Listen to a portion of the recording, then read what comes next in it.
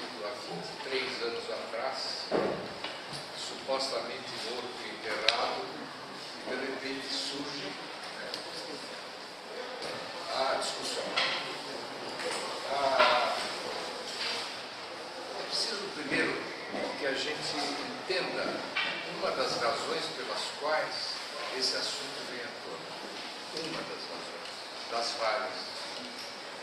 A primeira que eu quero chamar a atenção é que as primeiras manifestações que surgiram a respeito da questão do financiamento da tarifa de transporte coletivo urbano no Brasil vem de um movimento que é o MPL. O que é o MPL, você já deve ter ouvido falar, mas eles inicialmente propunham o passivismo estudantil. E a partir de uma série de conversas que tivemos, eles adotam a passivismo universal, que era o nome que eles utilizavam ao invés de tarifa zero. E esse trabalho não é de hoje, fazem 8 anos que o MPL vem discutindo esse assunto, com manifestações já existentes em outras cidades do Brasil. Evidentemente, quando a coisa acontece em São Paulo, associada, vocês com uma certa mãozinha da PM, que ajudou a fazer disso amplificadamente, na medida que aquela intervenção violenta na quinta-feira foi realmente um estopim a mais. O fato é que foi através desse trabalho histórico que o MBL fez, que torna possível a discussão novamente, não só da tarifa zero. A tarifa zero é, digamos assim, é o objetivo final. Mas a discussão ampla que está ali, foi aberta, foi a questão do transporte público coletivo urbano no Brasil. Sobre isso inicialmente que eu vou falar, para depois me remeter à questão histórica da tarifa zero, quando foi, e fazer alguns comentários da enormidade de críticas absolutamente, com todo respeito, idiotas que se fazem da questão da tarifa zero. Eu vou procurar mostrar depois que elas de fato são entre burras e idiotas, para falar com toda a franqueza. A questão do transporte coletivo é crucial. Existe já que eu estou na FAO, eu preciso dar uma certa vestimenta adequada ao lugar onde eu estou. Existe um sociólogo, não sei se sou eu, sociólogo geógrafo, que eu li num texto do David Harvey, que vocês devem conhecer, geógrafo inglês. Esse outro sociólogo histórico, diz o seguinte, que a cidade é uma das maiores invenções da humanidade. E isso me chamou a atenção, foi puxa vida, de fato. Nós saímos da condição do habitat da natureza, nós temos como animais que somos, ainda que racionais, assim achamos, e se cria essa coisa fantástica que foi cunhada por esse que infelizmente tem falado agora, como sendo uma das maiores invenções da humanidade. E de fato, hoje, a cada tempo que passa, a quantidade de pessoas no Brasil, mais de 80% talvez da população, vive em área urbana, mostra que a cidade é realmente uma das grandes invenções da humanidade. Agora, a cidade, e seria o caso de falar o ABC, para quem é professor dessa matéria, mas sabem vocês que uma cidade só pode ser e cumprir as suas funções para as pessoas que nela moram se você tiver mobilidade nela. O site tarifazero.org do movimento MPL, que é um site que eu recomendo a todos vocês consultarem, porque é uma fonte de informações fantástica. Ele usa uma palavra que diz assim: uma cidade só existe para quem por ela pode se movimentar. E é fato, se você não tem mobilidade na cidade, você não desfruta desta grande invenção da humanidade. Você sai como eu estou dizendo, desfrutar tudo aquilo que uma cidade oferece, que seguramente não se limita ao dever e à obrigatoriedade de ir ao trabalho e dele voltar. Mas tudo aquilo que uma cidade oferece. Isso significa que o transporte coletivo, ou melhor, a mobilidade como tal, ela pode se realizar de variadas maneiras. Eu vou contar uma maneira que foi quase que no início da questão urbana. Na colônia agrícola, tinha a colônia, na fase agrícola, aonde é que moravam as pessoas que trabalhavam? O grosso trabalhava na colônia, no próprio lugar onde se trabalhava e se morava. Nos prolegômenos do prefácio da industrialização, também, e existe em São Paulo hoje até exemplares das vilas operárias, que cumpriam a mesma função que a colônia tinha na atividade rural. Ter o trabalhador a tempo e hora na fábrica, para produzir.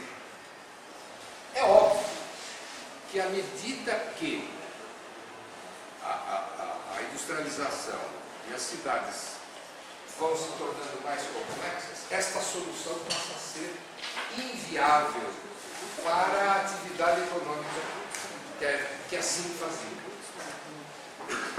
Gesta-se o fato de transferir ao poder público o dever e a obrigação de prover a mobilidade das pessoas.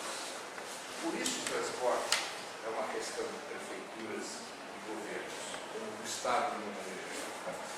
Transfere-se para o poder público o dever de fazer isso. E mais, percebe-se que ao fazer isso, o Estado institui o Estatuto da Concessão e abre-se uma nova frente de negócios que não existia antigamente. Curioso.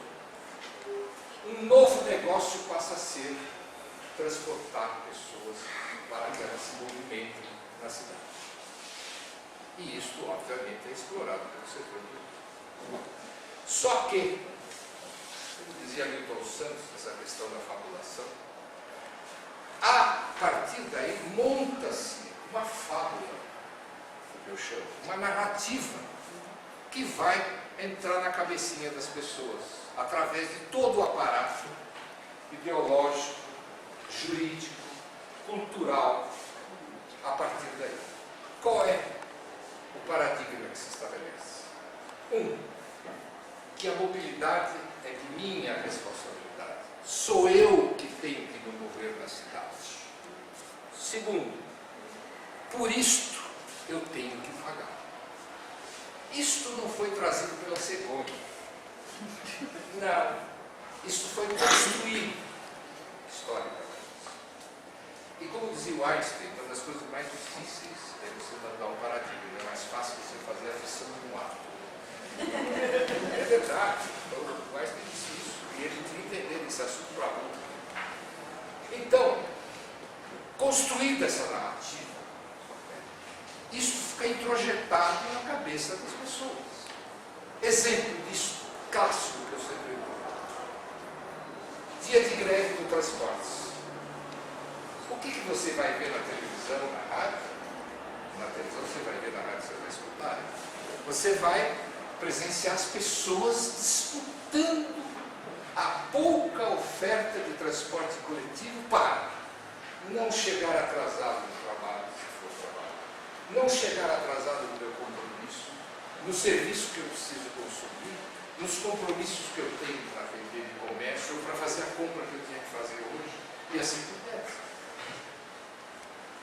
Ora, um comportamento estritamente irracional seria: levanto, chego no ponto de ônibus ou do metrô, sou informado da greve, digo, muito obrigado pela informação, volto para casa para dormir, vou fazer outra coisa melhor, e digo, me avisem quando a greve terminar.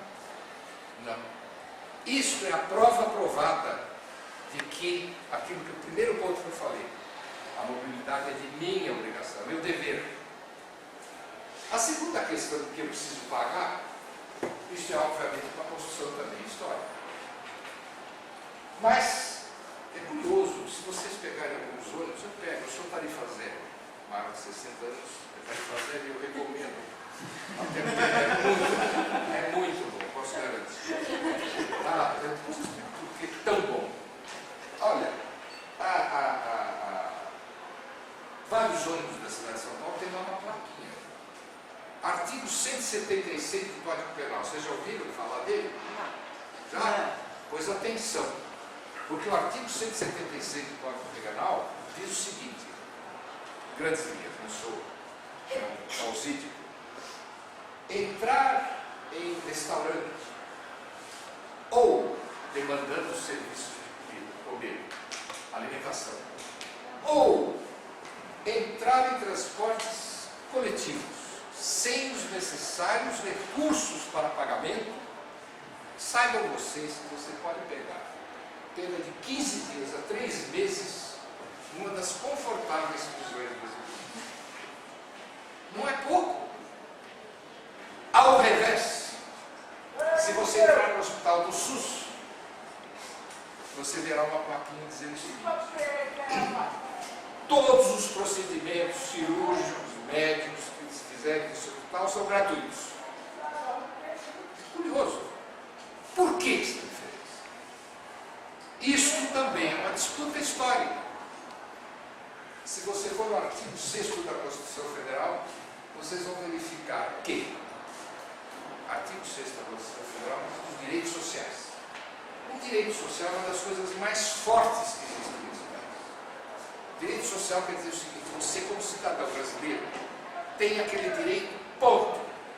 Esteja preso, em dia ou não, com o fisco, o leão, ou o que quer que seja.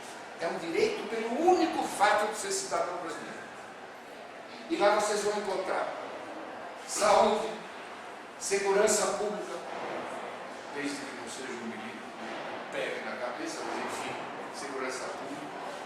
Você vai ver educação pública. Você vai ver direito a uma aposentadoria decente, que é a que eu tenho no INSS, né? E não é tão decente assim, mas enfim, é a que eu tenho. Vocês vão encontrar habitação, que não era um direito social, mas foi incluído a partir de lutas. Né? Vocês vão encontrar direito à maternidade e assim por diante. São vários itens previstos, mas a mobilidade urbana não é um direito social no Brasil. Vire-se, mova-se e pague por isso. Isso é uma discussão, não tem nada a ver com se é viável, tecnicamente, você precisa chamar especialistas. Conversa mole para boi dormir, como dizia minha mãe. Isso é disputa política da sociedade. Ou se move-se dentro da cidade tendo esse direito, ou então não se consome a grande invenção da humanidade chamada cidade. Posso ter dinheiro, através do Vale Transportes, para fazer a ida e volta do trabalho, mas provavelmente não terei para fazer comparecer ao Teatro Municipal no centro da cidade. Não terei dinheiro para ir ao posto de saúde. Já li textos em que pessoas reclamam de que, apesar do SUS ser de graça, como ele tem que pagar várias vezes por semana para ir no SUS, no posto de saúde, e no fim não é de graça. Ou seja, a saúde é de graça desde que você esteja dentro do lugar da vida. Como chegar lá, problema seu. Existem uma série de outras considerações a respeito dessa questão pela qual eu insisto sempre. E acho que isso é o que está demonstrado pela postura inicial do Império nessas manifestações. Quando ele é que transporte coletivo urbano é uma disputa política de recursos do Estado. Ponto. Os jovens fizeram exatamente isso. Quando eles disseram, queremos mais recursos do Estado para 3 coisas. Primeiro, para baixar a tarifa, já. até como medida exemplar. Segundo, que se estabeleça uma política de financiamento da tarifa do transporte coletivo para ter mais subsídios, pelo menos para tornar mais acessível, enquanto ele não vira o direito social e a gente possa fazer até outras exigências legalmente. E terceiro, que essa política de subsídio seja crescente para chegar naquilo que se chama, nome de fantasia, tarifa zero. Que nada mais é do que fazer o transporte coletivo que faz os outros atividades, serviços públicos, contidos nos direitos sociais. Nada diferente disso, politicamente falando. Então foi ótima a manifestação. Claro que agora tem vários papagaios de pirata pegando cola da manifestação, mas mesmo aqueles que exigem um serviço de saúde pública melhor, não podem esquecer que eles querem uma saúde pública melhor, completamente diferente do foco da discussão inicial, que era quer um transporte coletivo público efetivamente, ou seja, acessível sem a barreira da tarifa. Essa é uma consideração, posso dizer, inicial a respeito do que. E a pouco e pouco vamos detalhando, então, o que quer dizer tudo isso mesmo? Saiu do terreno da discussão política ampla. Quero, pronto, debater teorias precipitadas que podem tentar desqualificar essa questão da mobilidade, dizendo que estamos chegando na era da comunicação, que isso aqui vai resolver tudo, isso aqui não vai resolver cortar fazer o inapodólogo, não vai conseguir fazer água, não vai conseguir uma série de outras coisas que pressupõem o contato direto, visto, ao vivo, entre consumidores e prestadores de serviço. Claro que vai criar condições para muito mais outras coisas, pode até diminuir certos tipos de viagem, mas não vai substituir a mobilidade. Isso vai dizer um exemplo que pode vir aí de discussões abstratas a respeito disso que eu estou falando. Mas, se tivermos de acordo de que o transporte é uma questão política, que a mobilidade diz respeito a um direito social, vamos discutir um pouco agora a pergunta que sempre me é feita, mas até de fazer é possível. Pergunta que eu respondo de duas maneiras. Do ponto de vista amplo. Se eu perguntasse ao Ptolomeu, já ouviu falar do Ptolomeu, suponho, aquele que era diferente do Copérnico, o Ptolomeu achava que era o Sol que virava em torno da Terra. Se eu perguntasse ao Ptolomeu, escuta, é possível ir à Lua? O que vocês acham que o Ptolomeu teria respondido? Absolutamente impossível. Claro. Mas Ptolomeu estava falando. Aliás, eu podia perguntar para o Copérnico também, mesmo que ele achasse que era o contrário, que era a Terra como de fato é que gira em torno do Sol. Mas isso nós estamos falando de um outro departamento. Eu estou falando aqui de política, lembra disso? E política é justamente o campo oposto disso. Política é o campo onde se faz possível acontecer as novas coisas necessárias e demandadas por uma sociedade. Infelizmente, parece que tem muito político hoje em dia que esqueceu isso, ou jamais o soube. É justamente o terreno de tornar possível o impossível. Tem o vício de acreditar nas contas, nos números, às vezes. Então vamos começar. Eu pode acreditar muito nos números, né? Como se sabe. Vamos começar a pensar uma coisa. E foi assim que se estabelece a proposta de tarifa zero em 1990 pela prefeitura de Dorandina da prefeitura. Óbvio. Secretário de Transporte de São Paulo, eu olhava no meu gabinete, situado aí na Marginal Pinheiro, às 6h30, 7h da noite, e falava o que eu fui fazer aqui nessa marca, né?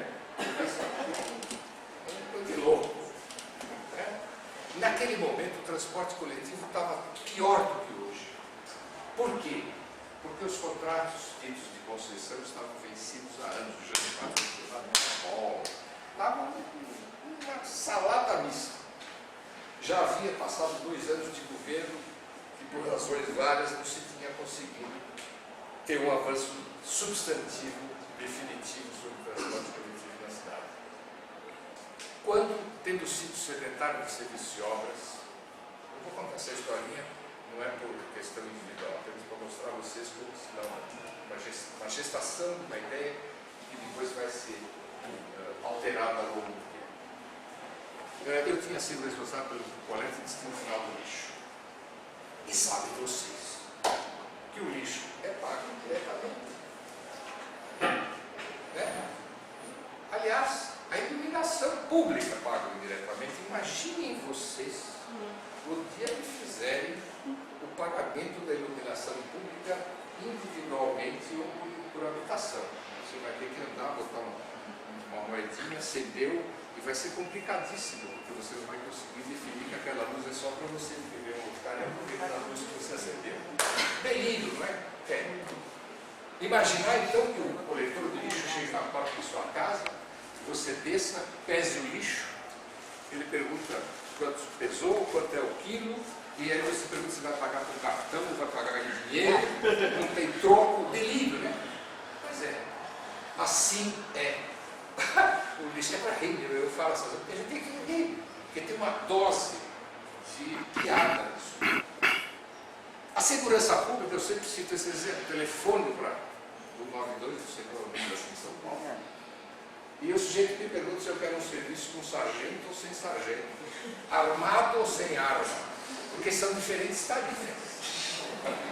Não é insano? É. Mas se acha perfeitamente razoável que eu entre num ônibus, para dizer o ônibus, né?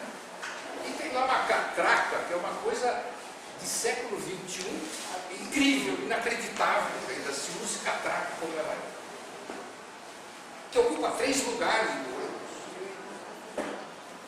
É diluviana, cara. E a gente acha isso absolutamente natural.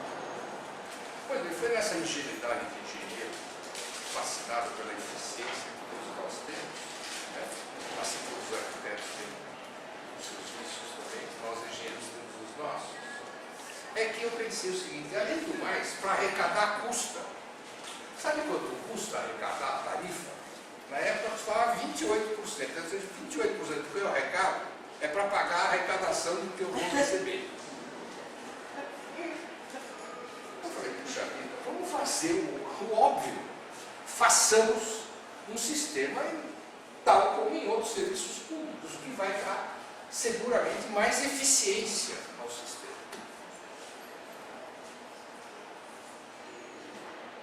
Olha, para minha surpresa, levamos isso para a Prefeitura de Medina, outros, Paulo Silvano, que era o presidente da CDPC, e outros profissionais, acharam a ideia boa, eu pensei que eu estava ficando louco. A prefeita capta uma visão que nem eu, como bom engenheiro, não tinha na época, hoje eu tenho talvez mais, e vislumbra isso o potencial político dessa discussão na cidade, até imaginando que o povão ia para a rua exigir isso, e que a bancada do PT, na época, ficaria encantada com a ideia. Não aconteceu nenhuma coisa nenhuma, mas isso é uma coisa que a gente discute. Mas ela aceita a ideia, mais do que isso, ela torna isso um objetivo central do governo. E nós modelamos uma proposta que envolvia a necessária captação de recursos para isso. Por quê? Porque não vamos ter ilusão. Se é um novo serviço ampliado, vai ter um custo. Então esse negócio de dizer ninguém tem nada de graça, não estou discutindo se é de graça ou não. Tem custo. A discussão é quem paga. É outra discussão. Então, o que nós fizemos? Primeiro, dimensionamos. Por quê? Dimensionamos a fonte. Porque a tarifa é uma barreira. A tarifa é um regulador de demanda. Tá? Então, se eu fizer um serviço gratuito, pago diretamente, a demanda vai subir. Exemplos disso existem alguns no mundo. Vocês vão poder checar. Os Estados Unidos da América do Norte tem um estudo do Ministério dos Transportes que mostra que, ao estabelecer esse fair fee, que existem em 32 cidades dos Estados Unidos, que imediatamente, no período de 60, não menos, não mais de 60 dias, a demanda cresce da ordem de 80% a 100%, mostrando com toda clareza que a tarifa é uma barreira para acesso ao transporte coletivo. Okay? Conscientes disso, mas não foi, mas enfim, sabedores de que poderia acontecer isso, nós fazemos um estudo e dimensionamos que a frota de ônibus de São Paulo, que era de 8 mil ônibus, tem que passar a 12 mil, com hipótese de migração de frações do transporte visual motorizado e da utilização por um número grande de pessoas que não tinham acesso ao transporte coletivo pela barreira da tarifa. Ok? Feito esse dimensionamento, calculou-se quanto isso custa, não é o caso de entrar aqui nas minúcias disso, e obviamente tratava-se de um novo serviço da prefeitura. Quando, isso eu sempre falo, porque, desculpa, estou falando para universitários, professores, mas eu falo porque às vezes burramente as pessoas parecem que dão um fecha a cabeça. É claro que eu tenho que aumentar, como qualquer coisa. Eu dei esse exemplo do Heródoto para a vez eu preciso de um forno de micro-ondas para eu chegar em casa e não bater no esquentar comigo. Então, eu não tenho dinheiro para comprar micro-ondas. Hipótese 1. Eu passo a não consumir televisão tanto tempo, mas isso é aquilo, para ter um dinheirinho para eu comprar tal micro-ondas. Correndo o risco de, ao final, não ter dinheiro para comprar comida para poder viver. Qual é a solução que todo mundo pensa em fazer? Preciso melhorar a minha renda para eu adquirir aqueles bens e serviços que eu acho que são indispensáveis para mim. Nada diferente no aparato do Estado. Se eu vou criar um novo serviço ampliado, e no caso gratuito, eu vou ter que ter mais receitas. Receitas de Estado, os seus vários níveis, se obtém fundamentalmente do quê? Impostos, taxas. Não estou falando nada de inédito.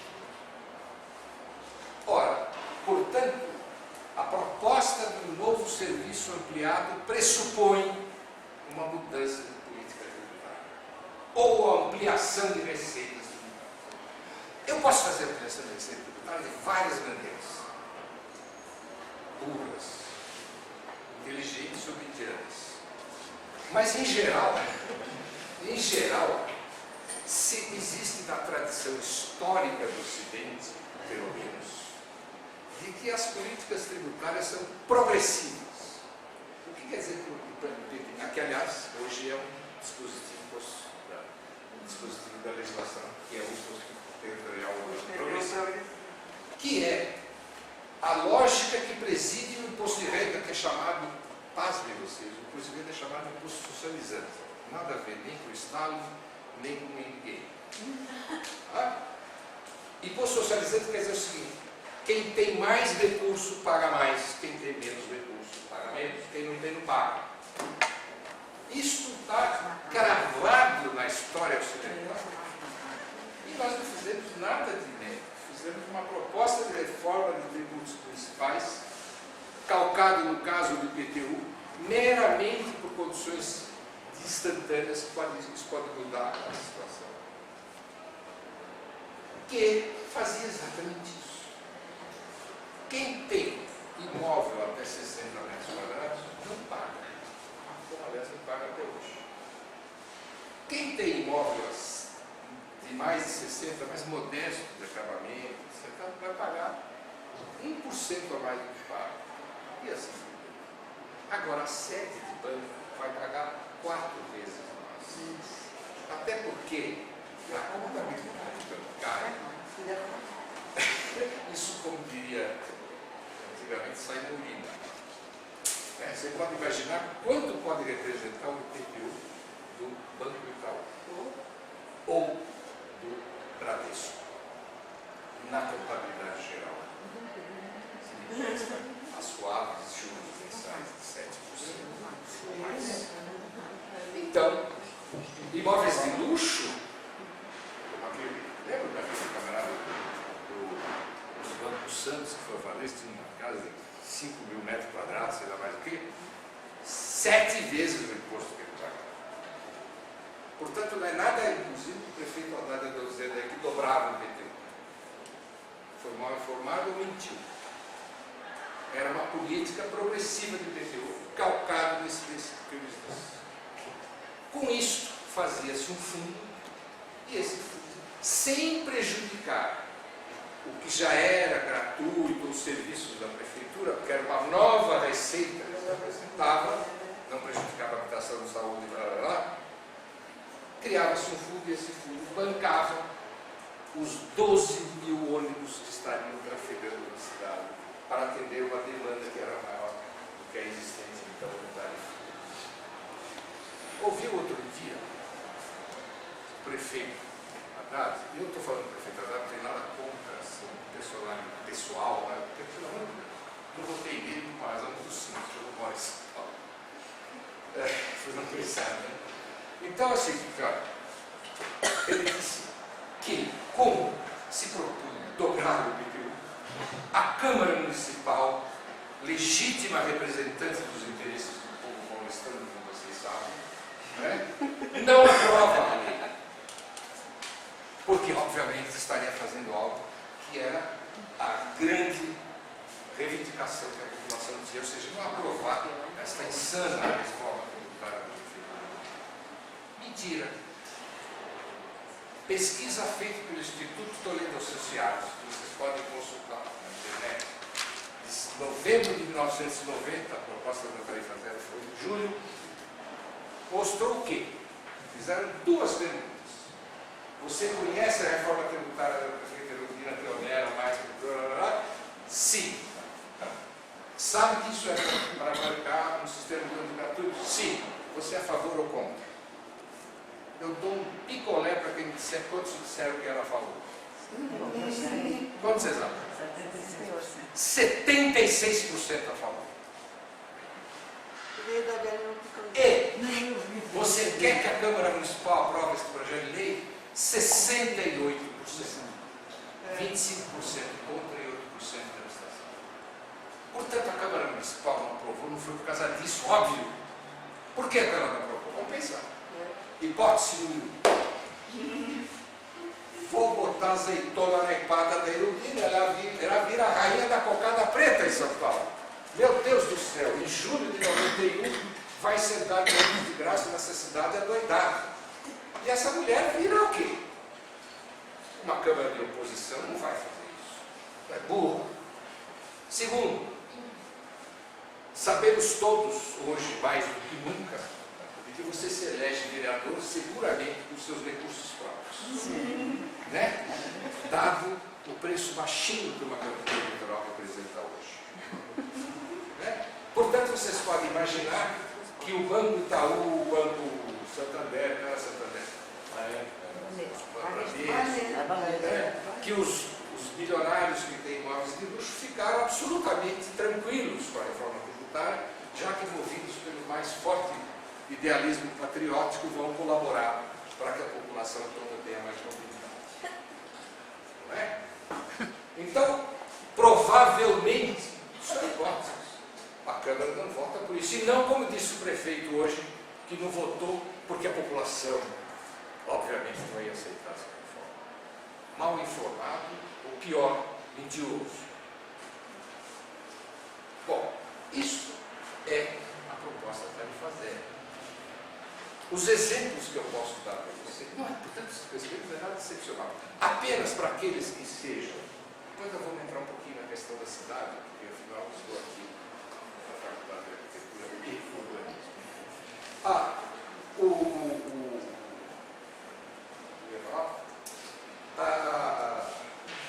A tarifa zero, para aqueles que são mais chegados, isso não vale tanto para vocês, mas ontem quando eu falei na pódio, exatamente quando os engenheiros são chegados em tecnologia, eficiência, essas coisas, eu falei, aqueles que quiserem entrar nesse território, leiam a revista AM da Associação Nacional de Transportes Públicos de setembro de 1991.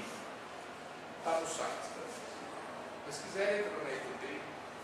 Lá existe um texto publicado pela Fundação João Pinheiro, de autoria do professor João Luiz da Silva, economista, que chama-se Tarifa Zero e Eficiência dos Transportes.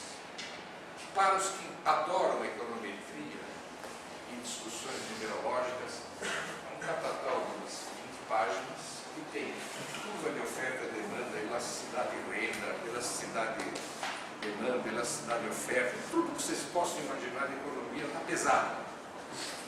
E ele conclui, pasmem vocês, que um sistema de transporte a tarifa zero é mais eficiente do que o sistema cobrado.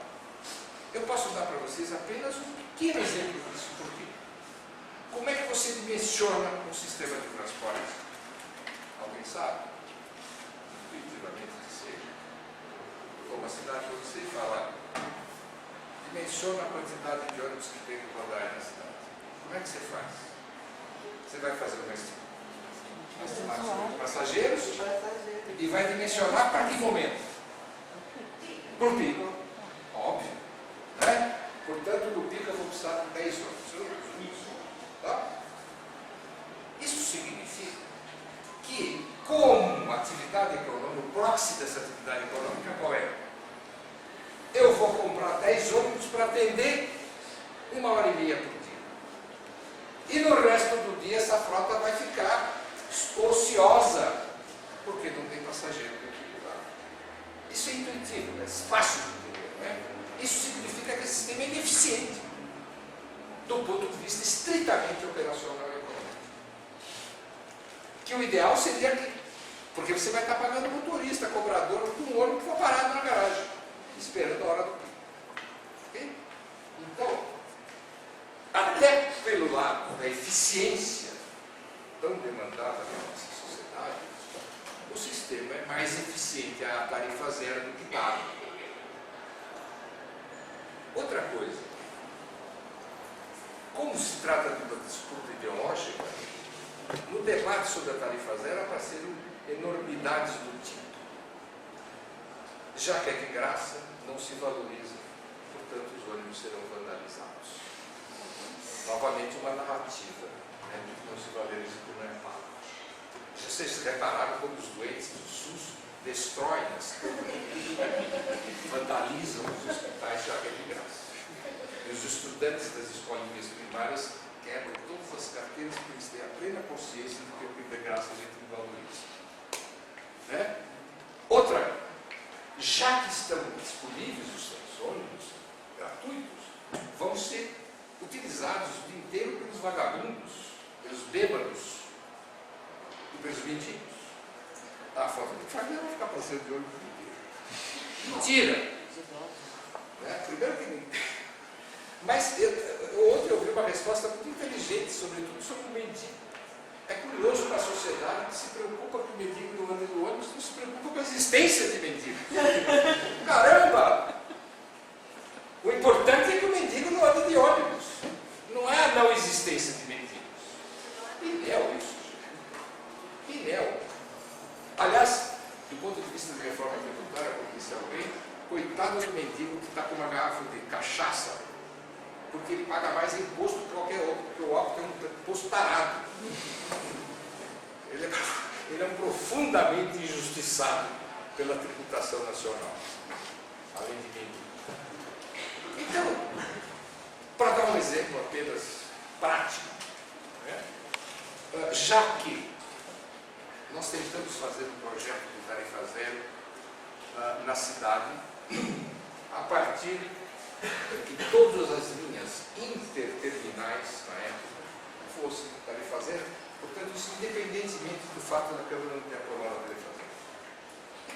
O prefeito, o então candidato a prefeito, conforme você sabe, patriota de primeira linha, Paulo Maluf, fez o seguinte: entrou com um pedido de liminar e a justiça deu liminar e não podia fazer esse serviço porque ele quebrava a isonomia de tratamento entre os vários doadores da cidade. Alguns seriam beneficiados, outros não. E não se pode fazer isso. Mas como a gente queria tirar a limpo certas coisas, na cidade de Tiradentes, que vocês já ouviram falar, ela tinha um sistema nós vamos voltar a falar sobre isso, né? São os conjuntos habitacionais, tem a ver com mobilidade. Eram vários conjuntos habitacionais em vários, distanciados 2, 3, 4 anos um do outro. Eu não sei como é que está hoje, lá cada um desse conjunto tinha uma linha de ônibus que ia por um determinado ponto da cidade central, ponto central da cidade. Esse sistema é extremamente irracional. Então, se for fazer deixa eu usar o X de novo. Os 20 anos que eu não sou girar, conjunto aqui, outro aqui, sei lá. Se fazia um terminal único aqui, e daqui um sistema, obviamente, pronto alimentado, que ia para vários pontos da cidade. E essa linha eu seccionava, essa linha vinha para cá, essa linha também vinha para cá, e essa linha vinha para cá, eu seccionava. Ok? Pronto, acabava com essa, acabava com essa, e acabava. E essas três linhas, aqui desenhadas, três, a gente fazia o que vai fazer. Tá? Algo que é uma antecipação cognitiva. E o que acontece? Mas ela está fazendo isso. Só tinha motorista.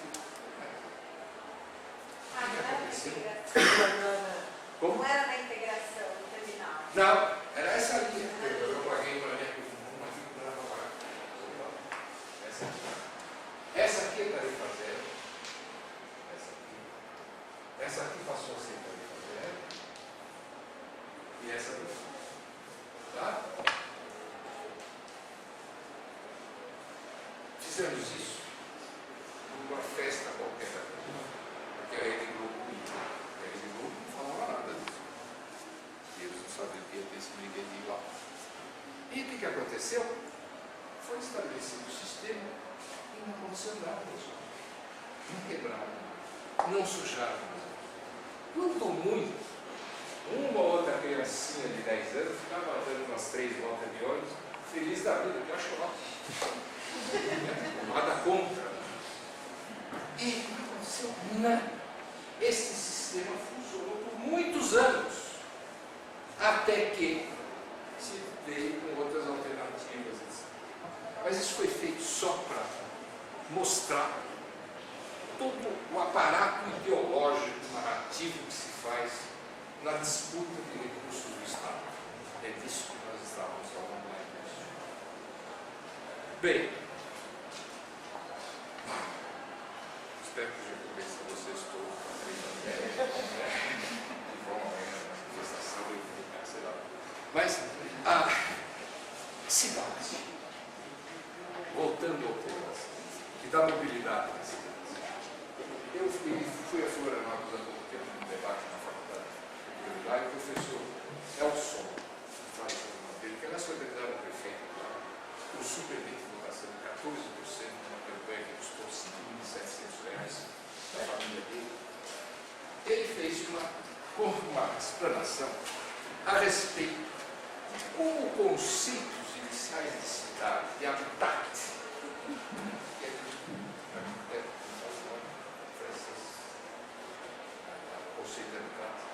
que é a cidade como local onde você tem várias atividades que são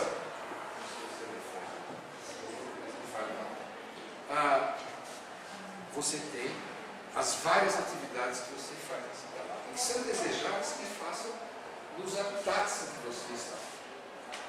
Isto foi substituído ao longo do tempo, não caso do parlamento, porque o comunista Le Corbusier, quando ele fala circular, o fato é que isso vai chegando ao ponto que culmina exatamente nos conjuntos habitacionais. Isto associado ao custo do solo urbano, que é uma outra discussão que vai estar envolvida nisso tudo. O que se verificou é que a ideia do habitat que eu citei no início cai por terra. Até porque os conjuntos habitacionais, que são a nova formulação, dado o custo da terra, passam a ser construídos em lugares distantes. Cada vez mais. Hã? E cada vez mais não. E cá, Óbvio. vocês é que sabem. Eu já moro suficientemente longe, eu moro em Jundiaí, né? Embora não em conjunto habitacional. Então, o que acontece? Na medida que você deixa de ter serviço, o conjunto habitacional, em geral, o que é? Um lugar onde se mora, ponto. E esses conjuntos habitacionais não tem nada lá. Nada, tem prédio de apartamento, ponto. Se você tem que comprar, fazer, né? Não tem. Não está previsto no projeto do conjunto habitacional. Eu estou falando de conjunto habitacional, de porte, obviamente. Condomínio, né? E Jardim América. Então, isto está atrelado a uma forma que vai exigir uma mobilidade extraordinariamente grande, porque você tem que, para fazer qualquer coisa, você tem que fazer um deslocamento, que possivelmente exigirá o uso de um tipo de mobilidade qualquer. Mas mais, à medida que, não só isso para falar dos conjuntos habitacionais, mas à medida que a economia brasileira, a partir da década de 60, passa a ser, passa a ser, minha filha está falando alguma coisa aí, eu não sei Fala o pra que você parar de andar um pouquinho. Vocês preferem que eu fique parado? Não, só um pouquinho. Fica à vontade. Fica à vontade. Agora sim faz uma certa mobilidade na cabeça. Socrates não estava precisando dar para pensar, mas Acontece que, obrigado. Na verdade, desculpe. não, mais do que isso, a partir da década de 60, a sociedade econômica brasileira fica viciada, fica dependente de automóvel. Por quê? Porque ele representa 28% do PIB. Pibinho, pibão, o que seja, é 28%. Segundo, você tem os efeitos para trás da indústria automobilística. O que chama efeito para trás? Automóvel não é automóvel. Automóvel é borracha, lata, vidro, plástico, etc, etc. Tá? Isso gera efeitos para trás gigantescos. Um monte de gente depende disso. Gera efeitos para frente, que é o contrário. Tendo carro, preciso de manutenção, borracheiro, serviço de autopeças, etc. Andem numa rua qualquer de São Paulo, vocês vão ver a quantidade de coisa que está em atividade comercial ou de prestação de serviço ligado ao transporte individual autorizado. Borracheiro, loja de peça, capeta, estacionamento. Portanto, e tem um terceiro efeito virtual, que é o da narrativa.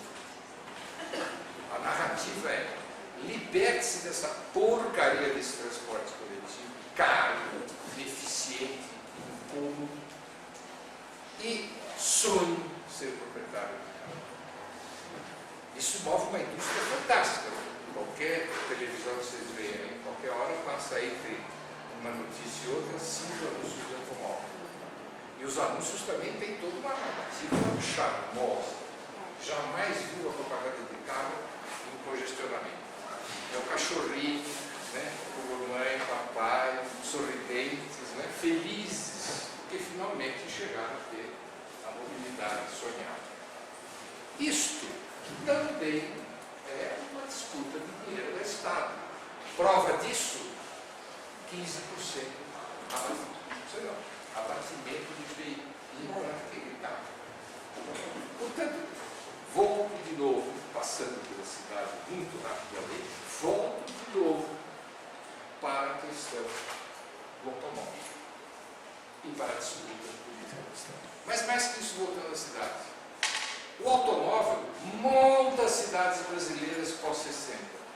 Qualquer um, como eu, que viveu em São Carlos na década de 50, sabe disso. São Carlos tinha bonde. Você sabe o que é bonde? Sabe? Então, São Carlos tinha bonde. Volta a São Carlos antes e depois para dar um impulso para os carros. E São Carlos tem algumas avenidas de porte. modernas do interior, né? Que são exatamente o novo formato urbano adquirido pelas cidades em função e em benefício do automóvel. Assim como existem os conjuntos habitacionais, surgem os condomínios com alta segurança, etc e tal, né? que de novo, só podem existir na medida que existe o automóvel. Porque tem condomínio por aí que você não chega de outro jeito. A galera, na maioria de condomínios de luxo, de médios para cima. Então, veja o que nós temos aí, como o modo pela qual a gente se desloca no urbano tem a ver com o modo pela qual somos transportados no tempo mobilitário. E a forma que a cidade é um jogo. Né? A cidade demanda um certo tipo de transporte e um certo tipo de transporte produz um certo tipo de cidade. Eu vou dar um exemplo simples para vocês, depois paro de falar e andar. Hasselt, na Bélgica, é uma cidade que em 1997 instituiu a gratuidade dos transportes. Vou fazer uma consideração final também relativa a essa mesma cidade. É uma cidade que no seu conjunto metropolitano tem cerca de 400 mil habitantes. Passageiros transportados em 1997, 360 mil passageiros ano. Em 2008, mais um picolé para quem me disser quanto mais transportado. 1.300% a mais. Ou seja, 14 vezes mais passageiros do que transportava antes do estabelecimento da gratuidade. O anel rodoviário previsto para Hasselt, que obviamente não tem o porte de São Paulo, a compensação também não custa tudo o que custou, está custando, não precisou ser construído. Porque o tráfego da cidade teve tal melhoria que contornar a cidade deixou de ser necessário. Outro, então isso mostra quanto a forma pela qual se utiliza e se paga o transporte urbano tem efeitos de todo tipo que eu estou procurando mostrar a vocês. Para terminar, não sei se faltou algum aspecto, mas vocês seguramente, se quiserem perguntar e perguntando, vai aparecer mais coisas, porque a tarifa zero é um portal. Você passou por ele, abre-se um mundo novo. Tem de tudo que você falar. É verdade, vocês estão vendo aí, não sou eu que estou falando. Quem diria que 23 anos de paz, você tem uma manifestação atrás da outra com 100, 200, 300 mil habitantes, delírio com pessoas. Delírio.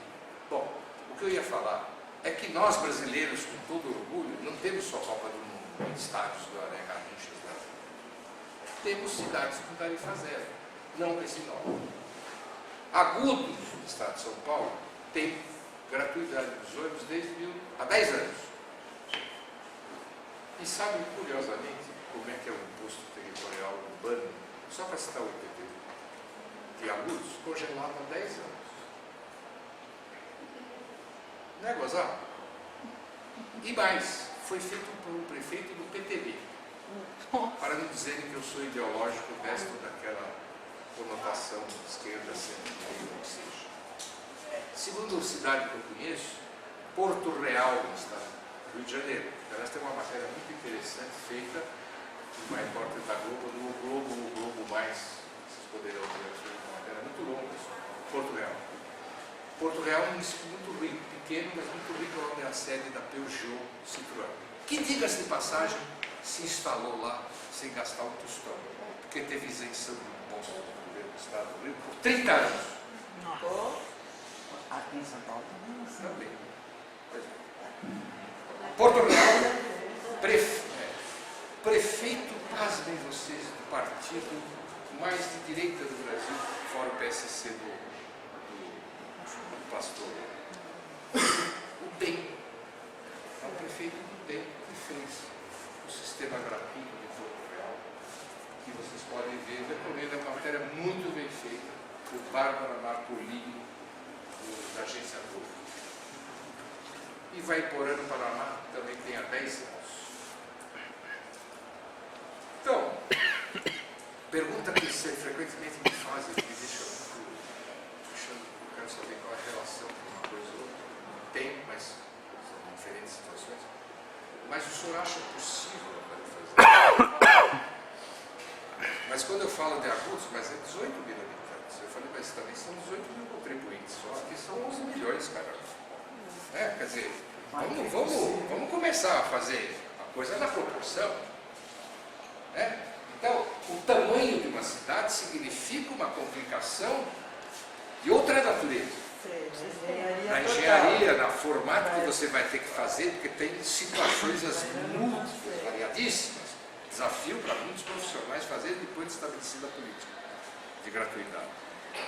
Claro que será uma engenharia financeira diferente de Porto Real, que tem um PIB per capita de R$ 7.800, quando São Paulo tem cerca de 3.500. Então, a engenharia financeira é diferente, mas nada que mude muito o cerne da questão. Perceberam? Então, não existe necessariamente proporção entre o tamanho de cidade e, eu diria o seguinte, o que existe é que a disputa política, sim, para usar um princípio da dialética da transformação de quantidade em qualidade, a disputa política que se faz para fazer uma tarifa zero na cidade de São Paulo, esta sim é proporcional ao tamanho da cidade. A outra coisa, para encerrar mesmo, para andar mesmo, Você já falou, né? a tarifa zero, adicionalmente, tem isso que eu falei, o princípio da transformação da quantidade e qualidade.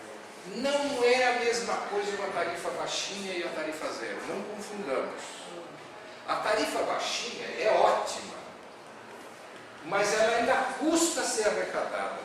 Eu ainda preciso fiscalizar quem pagou de quem não pagou. No terminal de ônibus eu tenho que separar quem pagou de quem não pagou. Portanto, de baixinho que seja, zerar, eu tenho uma transformação de quantidade e qualidade. O modo pelo qual eu vou me deslocar muda na minha cabeça também. E eu sei disso. Eu falei para vocês que eu sou tarifa zero.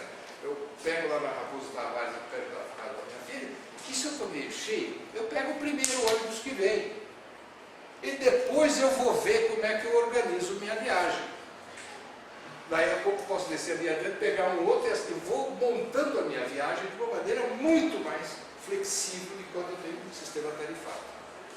Óbvio, não? Óbvio. Então, primeiro, subsídio altíssimo, sem dúvida. A tarifa zero, porque ela faz uma transformação definitiva de quantidade e qualidade. Falei muito ou andei mais? De qualquer forma, obrigado e agora